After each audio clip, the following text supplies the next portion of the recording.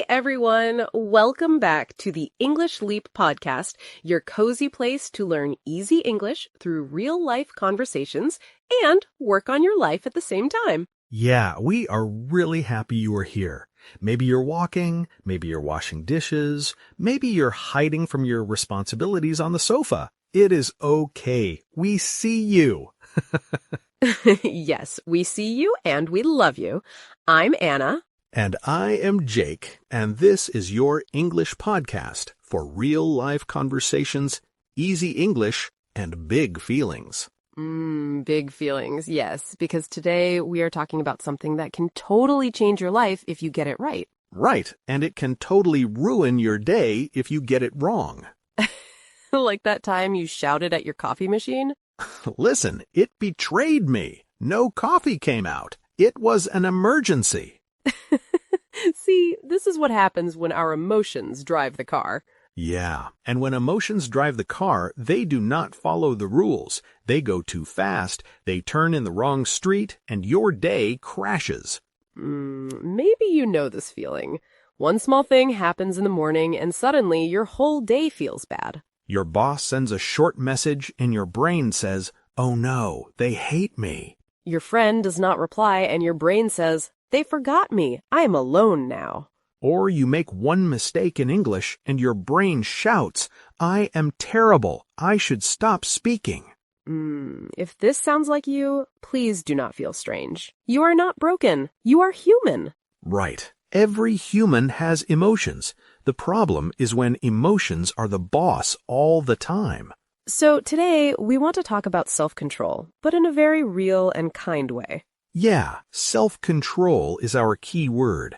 Self-control means you manage your thoughts and actions even when your feelings are very strong.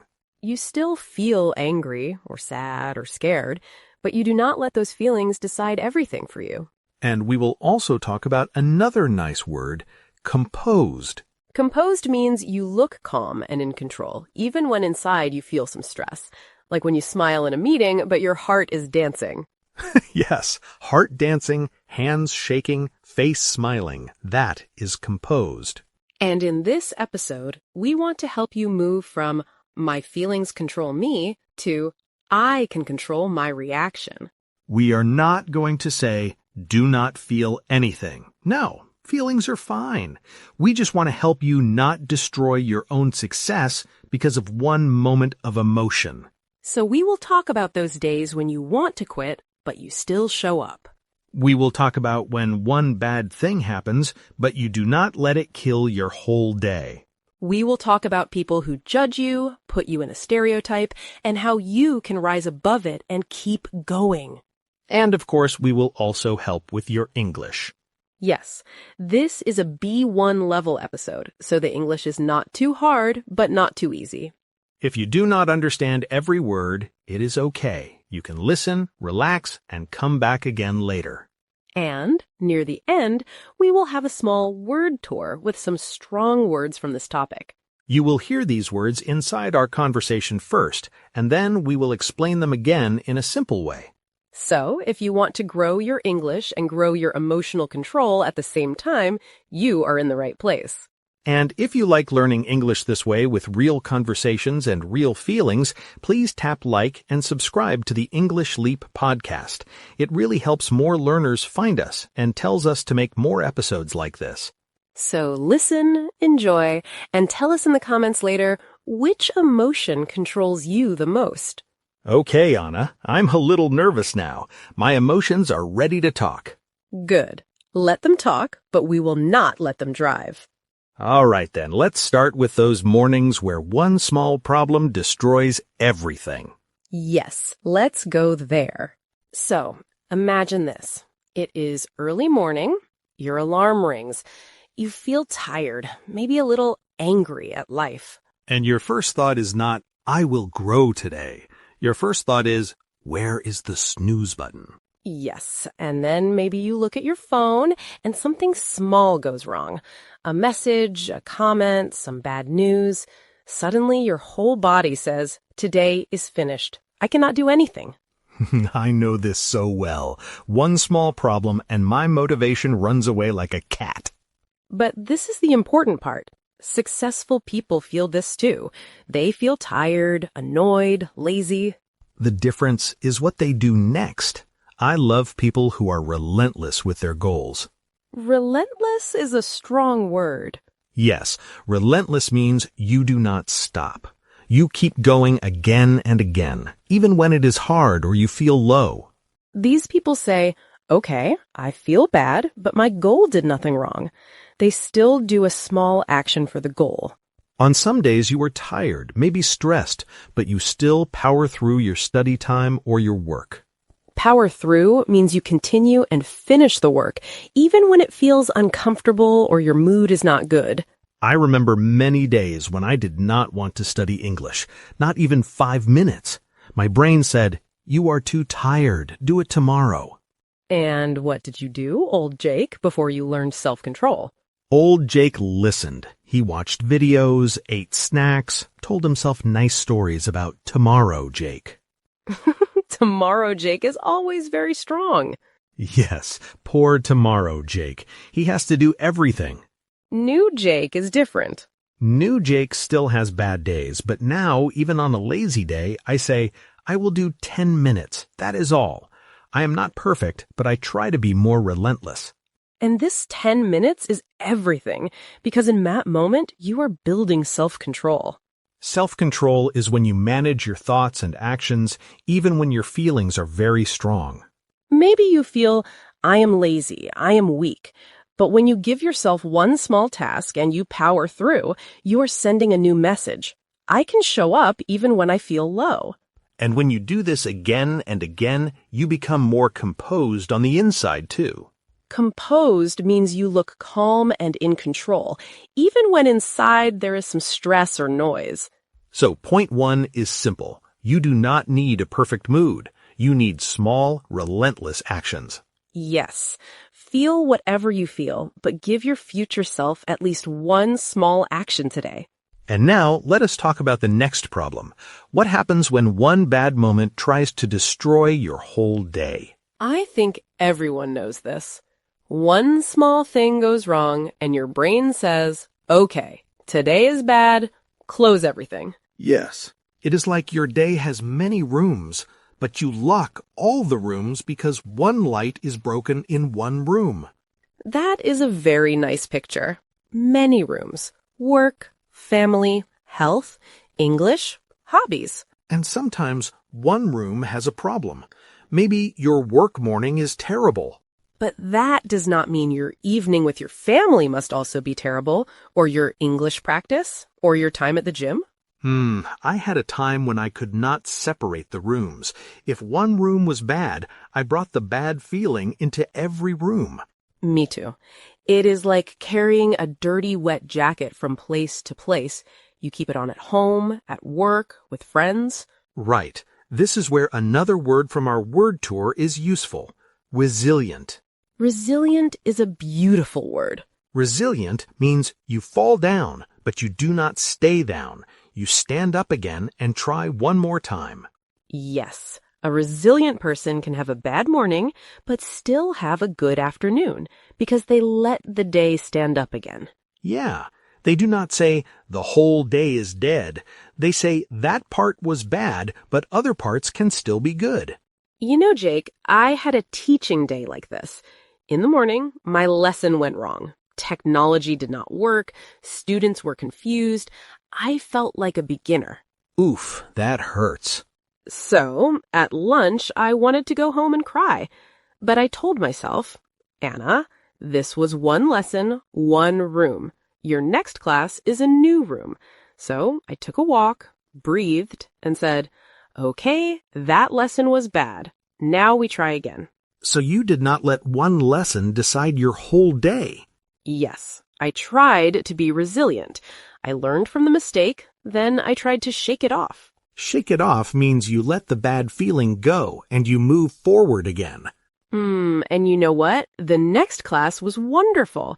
If I stayed inside my bad mood, I would bring that heavy energy to the new students too. So, for you listening, ask yourself, do I let one bad moment decide my whole day, my whole week? If yes, do not judge yourself. Just notice it. Then practice this idea of rooms.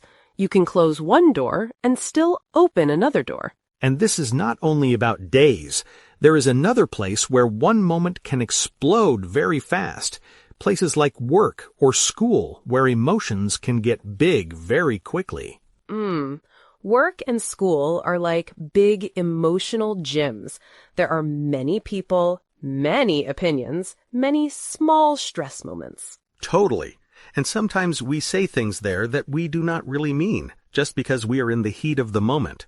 In the heat of the moment means your emotions are very strong, and you speak or act before you think. Oh, I remember once in a team meeting, my friend made a small joke about my project. It was not so bad, but I was tired, stressed, and I exploded in the heat of the moment. Ouch! What did you do? I talked too fast, my voice was high, and I said, "You never support me. You always do this." Big words. Later, I felt really ashamed. I understand. And some people do the opposite. They never explode, but they bottle up their feelings. Yes. When you bottle up your feelings, you hide your emotions inside and you don't talk about them. I also did that. Different job. My boss would say small, hurtful things, and I never answered. I smiled, I said thank you, and I pushed everything inside. And then one day, boom, I cried in the bathroom, I wanted to quit, and all the old feelings came out at the same time. So both sides are heavy, exploding in the heat of the moment or bottling up your feelings for months. So the middle is emotional control. You still feel everything, but you choose how and when you speak. Right. At work or school, one of the best skills is to stay composed on the outside while you manage your feelings on the inside. Composed, again, means calm and in control, not cold, just steady. I like one small trick. When I feel my emotions going up, I do not answer immediately. I take one slow breath. Sometimes I say, "Can we talk about this after the break?" That is smart. You're not ignoring your feeling, you're just not letting it be the driver. Yeah. For you listening, maybe your next homework can be this. When you feel something strong at work or school, you give yourself 5 extra seconds. One breath before you speak. Those 5 seconds can save friendships, jobs, and many long WhatsApp fights. And talking about people, let us move to another big area. What happens when people judge you or put you in a box? This one is big. Because many of our emotions come from what other people think about us, or what we imagine they think. Yes, sometimes we do not follow our dreams because of a stereotype. A stereotype is a simple, often unfair idea about a person or a group. For example, the stereotype that quiet people cannot be strong leaders, or the stereotype that if you make mistakes in English, you are not intelligent. Those ideas are really heavy. If you believe them, you start to live inside them like a small room. When I started making content, there was a stereotype in my own head. Real teachers are always serious. If you are playful, people will not respect you.